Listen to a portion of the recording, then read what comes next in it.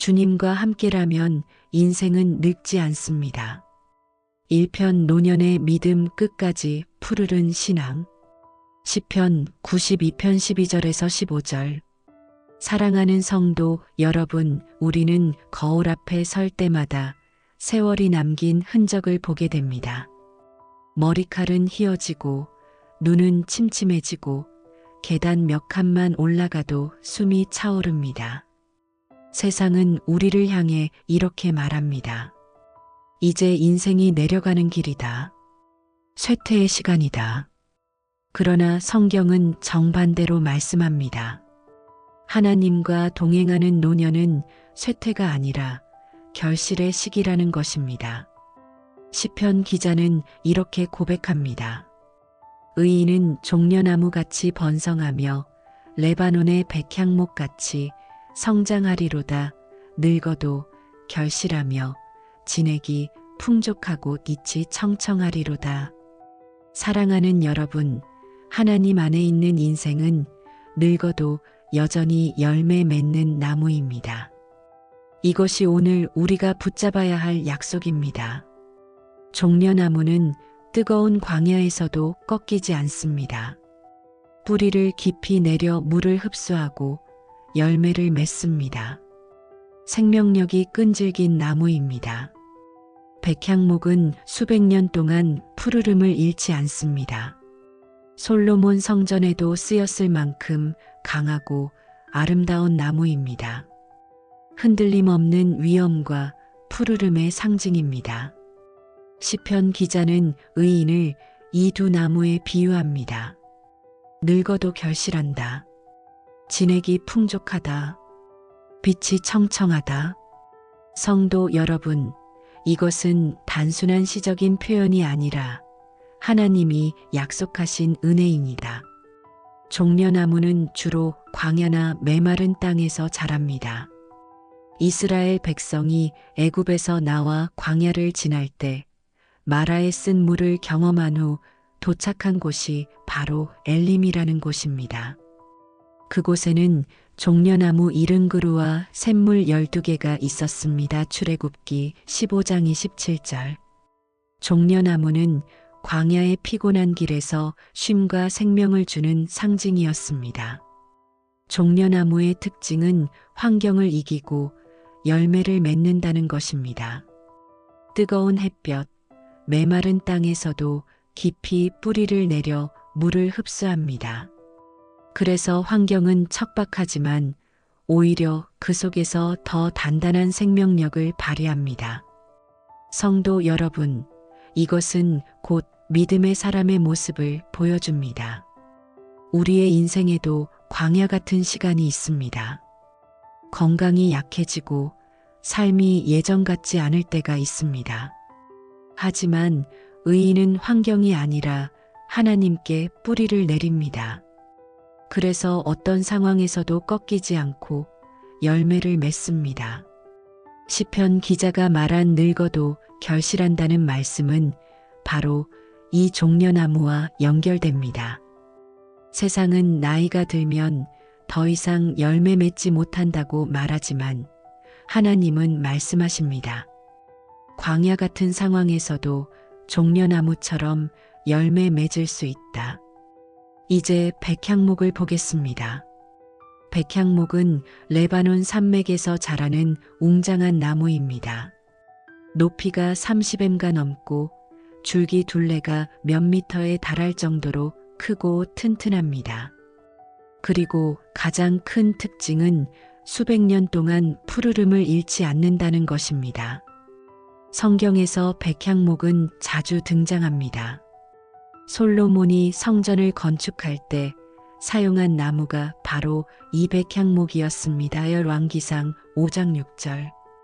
백향목은 성전 건축의 재료로 쓰였다는 점에서 단순한 나무가 아니라 하나님의 거룩한 임재와 연결된 나무였습니다.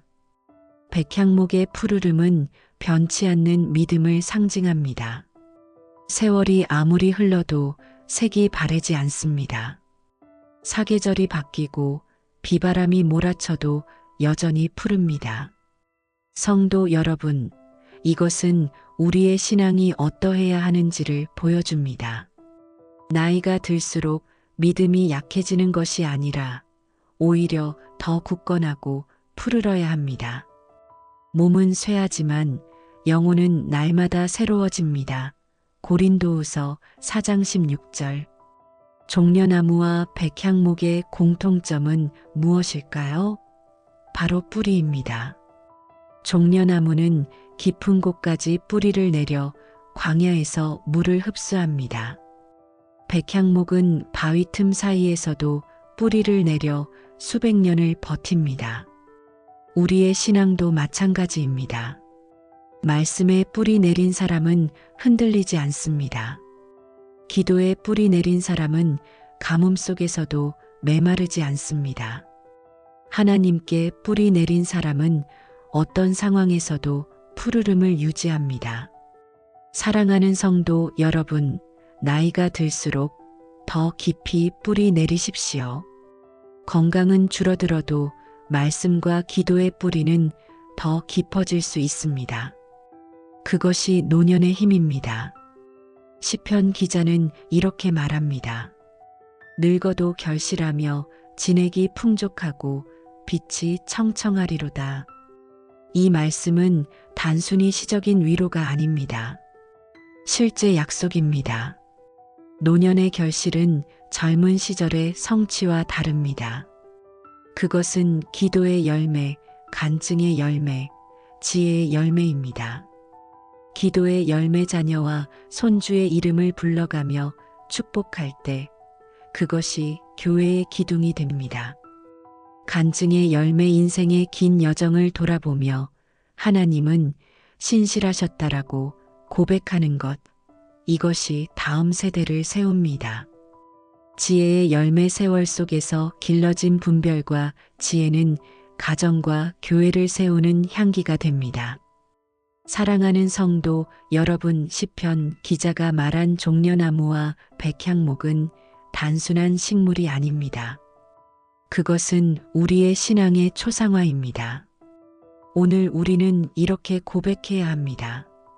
나는 종려나무처럼 광야에서도 열매 맺겠습니다. 나는 백향목처럼 세월이 흘러도 푸른 믿음을 지키겠습니다. 나이가 들어도 병상에 있어도 몸이 약해져도 하나님 안에 있는 한 우리는 여전히 푸른 나무입니다.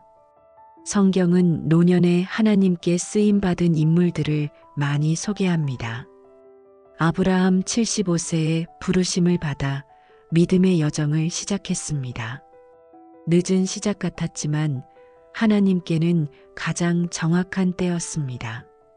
다윗 인생의 노년에 내가 어려서부터 늙기까지 의인이 버림받는 것을 보지 못하였다라고 간증했습니다.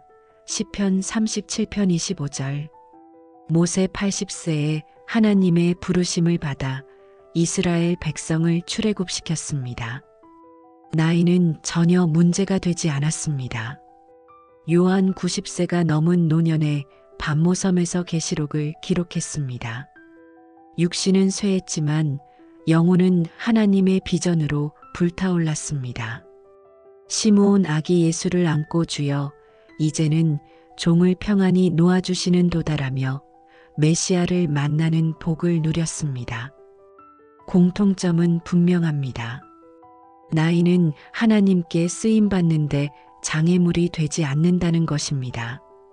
사랑하는 성도 여러분, 세상은 흔히 노년을 이렇게 정의합니다. 할 수 있는 것이 점점 줄어드는 시기. 이제는 몸도 마음도 예전 같지 않은 시절. 남은 것은 쇠퇴뿐이다. 그러나 하나님은 전혀 다르게 말씀하십니다. 너는 여전히 내 나무다. 내가 늙어도 나는 너를 버리지 않는다.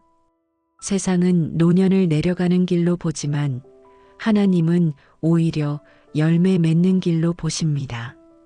세상은 노년을 쓸모없음으로 보지만 하나님은 노년을 가장 값진 결실의 시기로 말씀하십니다. 우리가 젊을 때는 무엇이든지 힘으로 해내려 합니다. 몸의 건강, 직업의 능력, 재산의 힘, 지식의 힘을 가지고 성취하려 합니다. 그런데 나이가 들면 이런 힘이 하나둘 줄어듭니다. 하지만 성경은 우리에게 이렇게 말합니다. 노년의 열매는 힘에서 나오는 것이 아니다. 노년의 열매는 말씀의 뿌리에서 나옵니다. 매일 말씀을 붙잡고 살아온 삶의 뿌리에서 신앙의 향기가 맺힙니다. 노년의 열매는 기도의 눈물에서 나옵니다. 자녀와 손주의 이름을 불러가며 흘린 눈물이 하나님의 나라를 세웁니다. 노년의 열매는 간증의 고백에서 나옵니다. 인생을 돌아보며 하나님은 신실하시다라고 말할 수 있는 고백이 다음 세대를 세웁니다. 사랑하는 성도 여러분, 노년은 힘이 줄어드는 시기가 아닙니다. 오히려 힘이 아닌 믿음의 뿌리에서 진정한 열매가 맺히는 시기입니다. 청년의 특징은 열정입니다. 뜨겁게 달려가고 거침없이 도전합니다. 그러나 청년의 열정은 때로 금방 지치기도 합니다. 반면에 노년은 인내로 열매를 맺습니다. 오랜 세월을 살아오며 훈련된 기다림, 흔들리지 않는 끈기가 있습니다.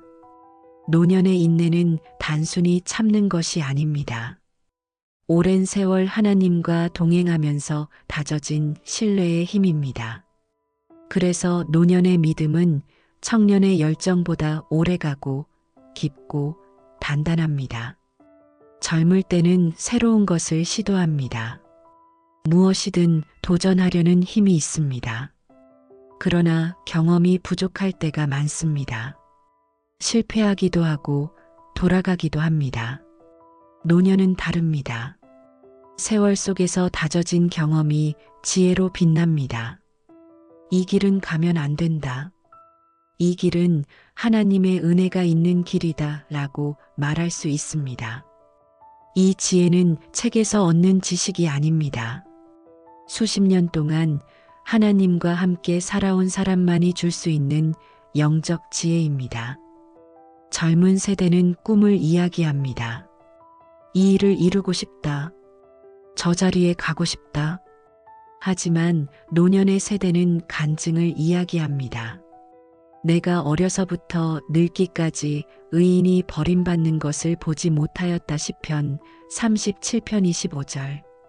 내 인생의 모든 길에서 하나님은 나를 떠나지 않으셨다. 이 고백은 젊은 세대에게 가장 큰 도전이 됩니다. 책에서 배우는 교훈이 아니라 살아있는 믿음의 증거가 되기 때문입니다. 성도 여러분, 하나님께서 우리 노년에게 기대하시는 열매는 단순한 성과가 아닙니다. 세상의 업적이나 외적인 성취가 아닙니다. 하나님은 우리가 늙어서도 여전히 푸르고 열매 맺으며 진액이 풍족한 삶을 살기를 원하십니다. 사랑하는 성도 여러분, 나이가 들수록 우리는 몸이 약해지고 할 수 있는 일들이 줄어드는 것처럼 보입니다. 그러나 하나님의 눈에는 다릅니다. 그때가 바로 결실의 계절입니다. 봄에 씨를 뿌리고 여름에 가꾸고 가을에 열매를 맺듯이 우리의 노년은 신앙의 가을입니다. 오랫동안 말씀으로 뿌리 내리고 기도로 자라난 나무가 마침내 열매를 풍성히 맺는 시기입니다. 그러므로 우리는 이렇게 고백할 수 있습니다. 나는 쇠퇴하는 것이 아니라 결실하고 있다. 한 집사님은 병상에서 몸을 움직이지 못했지만 성도 명단을 붙잡고 하루 종일 기도했습니다. 그의 기도가 교회를 세웠습니다. 한 할머니는 손주에게 매일 말씀을 읽어주고 짧게 기도했습니다. 훗날 그 손주는 목회자가 되어 수많은 영혼을 섬기게 되었습니다. 한 장로님은 은퇴 후 눈에 띄지 않는 작은 봉사로 교회를 지켰습니다. 그러나 그의 헌신은 젊은이들에게 강력한 메시지가 되었습니다. 사랑하는 성도 여러분, 노년의 믿음은 이렇게 교회의 기둥이 됩니다. 사랑하는 성도 여러분, 이제 우리의 삶에 이 말씀을 어떻게 적용할 수 있을까요? 말씀의 뿌리를 깊이 내립시다. 하루에 한 구절이라도 말씀을 붙잡으십시오. 기도의 뿌리를 굳건히 합시다. 자녀와 손주의 이름을 불러 축복하십시오. 간증의 유산을 전합시다. 짧게라도 후대에 신앙의 이야기를 들려주십시오. 작은 섬김을 이어갑시다. 건강이 허락하는 범위 안에서 교회를 섬기십시오. 작은 섬김이 큰 열매를 맺습니다. 성도 여러분, 우리의 몸은 약해질 수 있습니다. 그러나 믿음은 날마다 새로워질 수 있습니다. 아브라함처럼 늦게 시작해도 하나님은 믿음의 길을 열어주십니다. 다윗처럼 하나님의 신실하심을 간증할 수 있습니다. 모세처럼 인생의 황혼기에 사명을 감당할 수 있습니다. 그러므로 오늘 이 말씀을 붙잡고 고백합시다. 나는 하나님의 나무입니다. 늙어도 푸르르고 끝까지 열매 맺겠습니다. 사랑하는 성도 여러분, 오늘 말씀을 마음에 새기며 이번 한 주 이렇게 살아가시길 권면합니다. 아침마다 시편 92편 14절을 소리내어 고백하십시오. 자녀와 손주의 이름을 불러 축복기도 하십시오. 하루에 한 번은 누군가와 믿음의 간증을 나누십시오. 교회에서 작은 섬김을 다시 시작하십시오.